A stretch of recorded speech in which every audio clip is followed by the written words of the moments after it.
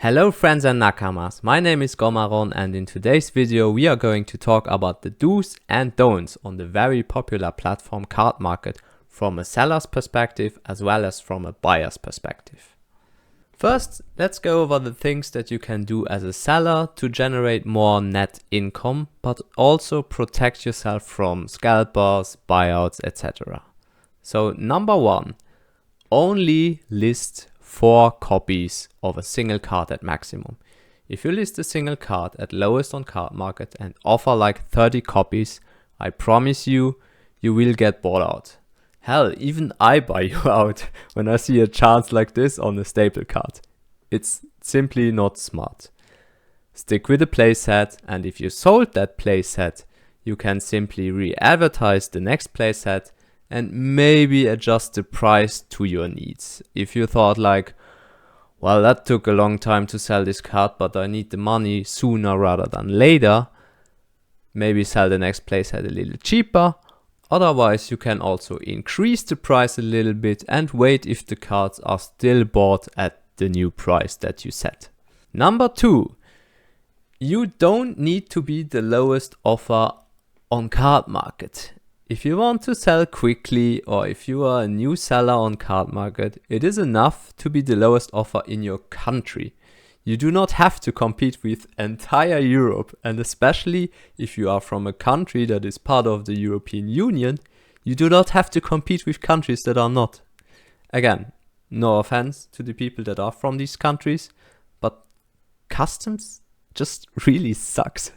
Now, if your home country is not part of the European Union and you do want to sell on Cardmarket for some reason, then you definitely should be the lowest listing on the platform. But in any other case, stick with the lowest offer in your country. Number 3, be honest when it comes to condition. Luckily, I personally feel like this is not a problem in the OPCG community, unlike other TCGs. But I do want to point it out because it is very important for the buyer. If your card has a tiny white spot, just write it in the comment section. There will be people that will buy your card even with a small deficit. And with clear communication, you will achieve a really high score in your rating on Cardmarket, which makes you very trustworthy and people are not afraid to pay a few more cents on single cards when they know that they get what they expect. Which brings me to the last point. Number 4. Don't sell cards for 2 cents, please. 2 cents is the absolute lowest that Cardmarket allows you to sell a card. And while this may be a justified price for common bulk cards, it is simply not worth it. 2 cents is not even worth your time that you invest on searching out the cards, even if you have the most brilliant and organized system. Your time is a very valuable factor and should somehow be included in your price. I personally feel like 5 to 10 cents for a common card is also absolutely justified. A buyer from the same country as you won't say, well, 10 cents is definitely too much for that card. I will only buy the card for 2 cents a piece, even if my shipping costs are almost double the price from another country. No, nobody is thinking like that. Because in the end, the final price, the article price plus shipping is the crucial factor in deciding from which person one should buy. Now, if you sell uncommon and rare cards for 2 cents a piece, even though you only list the playset of each card, you are again vulnerable to a buyout. Especially when it comes to single cards from Romance Dawn and Paramount War, but since the price of sealed Pillars of Strength displays are also starting to increase, I would say this rule applies to the first 3 sets for now. Now we are going to have a look at the buyer's perspective when shopping around on Cardmarket. Number 1.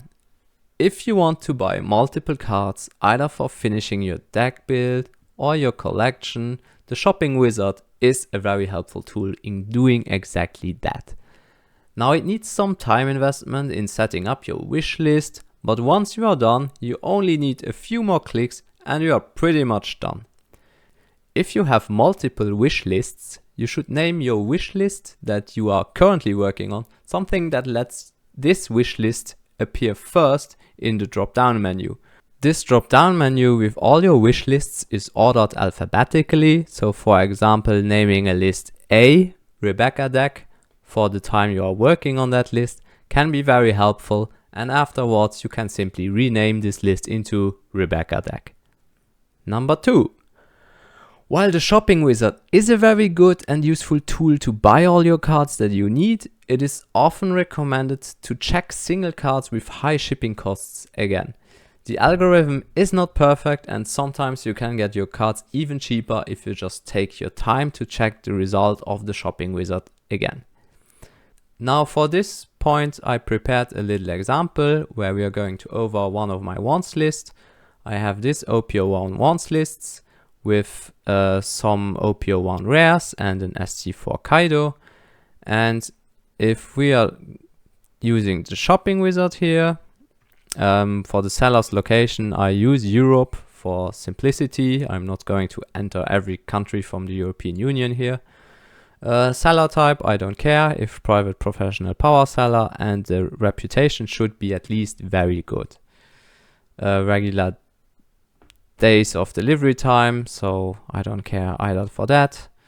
Next, then you can try reduce price. You can also try reduce shipments. Sometimes even the reduced shipments is cheaper than the reduced price one, but let's just see what this one has for us.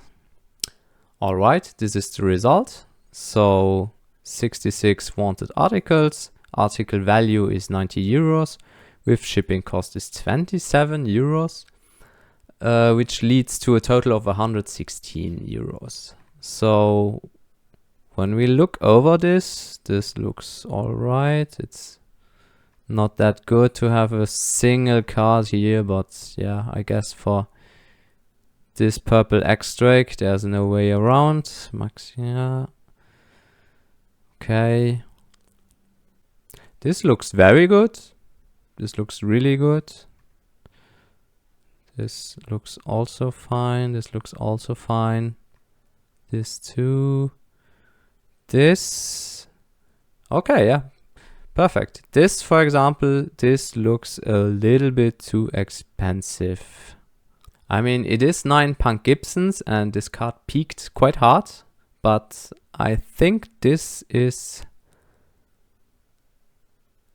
not the cheapest that we can get. So for the sake of this example, I put everything in the cart, and I will try to get these cards for lower than 61.03.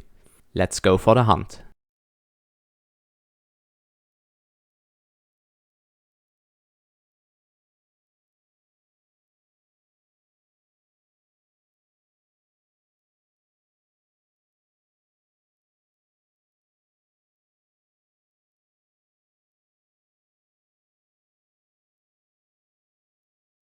Okay, so here we are with the results. Actually, here I only have 8 Punk Gibsons now, because you can't add more than 8 copies of a single card from multiple sellers. But let's just add, I don't know, 6 euros to this total. So when we have a look here, this was 1 Kaido, 9 Punk Gibsons, 1 X-Drake for 61 euros. And here we have 32 plus 6 euros, just a number, which is 38 euros. So actually I saved 22 euros on this list, which is pretty good, I would assume. Yeah, so just to prove, this is 2 Punk Gibsons, 4 Punk Gibsons, 8 Punk Gibsons plus 6 euros, and 1 X-Drake and 1 STO4 Kaido. Number 3. Staying below 25 euros and below 17 cards for one order usually keeps the shipping costs quite low. These threshold numbers are actually given by cardmarket by calculating the size, the weight and value for a simple ladder. Of course, shipping costs are always depending on the country of origin and the destination.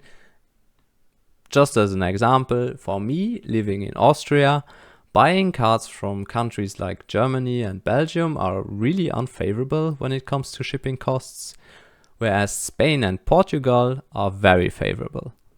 Sometimes you can make private deals with a seller if you write him a private message on cardmarket, such that he will send your card in a registered tracked letter instead of a parcel. But this is quite a gray area for the seller due to the insurance policy of cardmarket and post offices, meaning that the seller has every right to decline such a proposition, and you should not be mad at him when you get denied. The best way to find out which countries are best for you is to simply take a very cheap card and a very expensive card and put one copy of that card from every country that you can find in your shopping cart and note the different shopping costs. Remember that it is not possible to do more than 8 copies from a single card in your shopping cart. Now, if you do this method, especially when it comes to expensive cards, please don't forget to take the cards out of your shopping cart and simply log out with all the cards in your basket, because that is the worst kind of market manipulation you could do that exists on cardmarket. Alright? Got it? Good. Number 4. If you need cards from a seller and your shopping cart is still below 20 euros, check if he sells other cards, and if he does offer an altered card that costs 5 euro or less, buy it instantly. The playability doesn't matter in that case. It is simply too cheap for a card that is not even guaranteed to be pulled from an entire case, as you get 16 altereds from a case, but for example in Romance Dawn, the very first set of the One Piece card game, there exists 18 altered cards. That is without leaders and box toppers. These 5 euro altered cards are probably the best investment to build a position for yourself in 6 to 12 months. You can thank me in a year or so. Alright, these were all the tips that I could think of when using cardmarket. If you can add something helpful for either side or ideally for everyone, please don't hesitate and write it down in the comment section. At last, a few finishing words. We all want a healthy market. And so it is very important that single cards are not sold too expensive for obvious reasons, but also not sold too cheap, because then cards are prone for a buyout, which then again makes a card very expensive in a really short time, which feels really bad for players and collectors that sold the card and needed the cash at that time, as well as for all the people that now feel like they missed out on something. In some way, it is almost sad that we have to be so careful with the One Piece card game market, but the game is just too damn popular right now, and the OPO 5 hype is absolutely insane. That's it for today. If you liked this video, please consider subscribing to my channel, and I will see you in the next one. Until then, have a good one. Bye bye.